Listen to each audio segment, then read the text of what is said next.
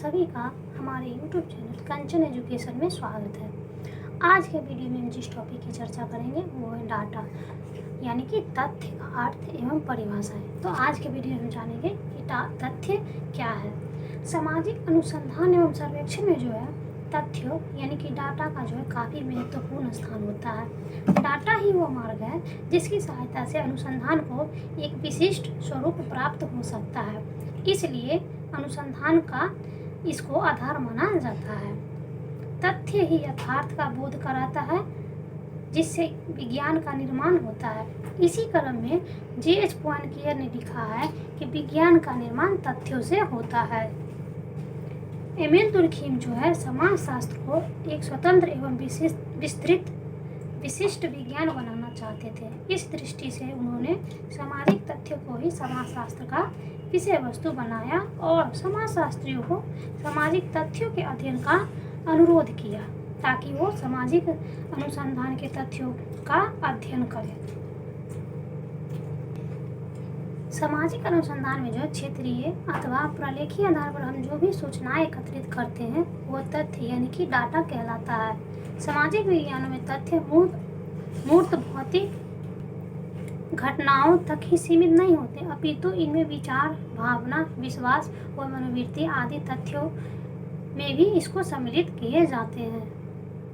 अब हम जानेंगे कि विद्वानों ने डाटा को किस तरीके से परिभाषित किया है और किन किन रूपों में, जो काफ़ी विशेष, महत्वपूर्ण एवं निम्नलिखित है। सबसे पहले विद्वान है P.V. यंग। इन्होंने scientific social survey and research में लिखा है कि तथ्यों को ऐसे भौतिक या शारीरिक, मानसिक या उद्वेगात्मक घटनाओं के रूप में देखा जाना चाहिए जिनकी निश्चयपूर्वक पुष्टि की जा सकती है एवं जिन्हें भाष्य की दुनिया में सच कहकर स्वीकार किया जाता है। P.V. यंग की परिभाषा से यह स्पष्ट होता है कि तथ्य केवल मूर्त वस्तुओं तक ही सीमित नहीं होती है। दूसरा पॉइंट है समाज विज्ञान में विचार, अनुभव व भावनाएं भी तथ्य है। दूसरे विद्वान है विलियम जे गुडे एंड पॉल के हट ने मेथड्स इन सोशल रिसर्च में लिखा है कि तथ्य एक अनुभवशील सत्यापनीय अवलोकन है। अब हम जानेंगे गुडे एवं हट की जो परिभाषा है उनसे जो स्पष्टीकरण निकलकर सामने आया जिसको हमने इस क्रम में रखा है। फर्स्ट पॉइंट है तथ्यों के अंतर्गत उन्हीं सूचनाओं का समावेश है जो अवलोकन के योग्य हो। दूसरा पॉइंट है इसमें दो बातें उल्लेखनीय है।